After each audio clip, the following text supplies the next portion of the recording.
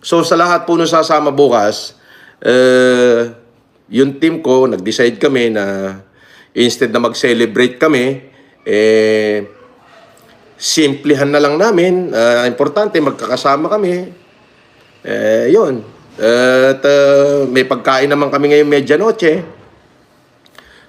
Tapos, yung gagastosin sana namin sa bakasyon, we decided na ibigay na lang doon sa mga street children bukas.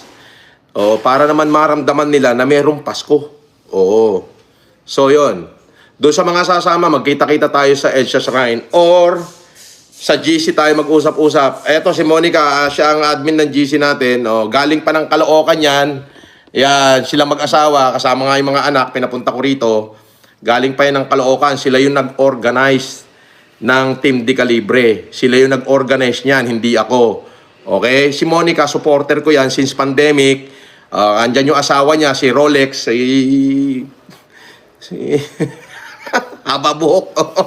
Long hair yun. Long hair yung asawa niyan. So, tapos, sila yung nag-organize. Sabi ko kasi, baka pwede nyo akong tulungan na meron akong konting pera na dapat igagastusin ko para sa sarili ko this Christmas. Dapat nung 23 pa ako umalis. So sabi ko, pakain na lang natin to sa mahihirap. Gusto nyo bang mag-join? Simplihan natin yung Pasko. Okay? Ang Pasko is not about us. It is not about our own happiness. Gawin naman natin, it's about the happiness of others. Actually, ang totoong pangyayari niyan, sabi ko nga, nasa loob na ako ng eroplano, hindi naman ako aalis ng Pilipinas dahil di naman ako makakaalis. Okay, dapat nasa Boracay ako sa Shangri-La. Okay?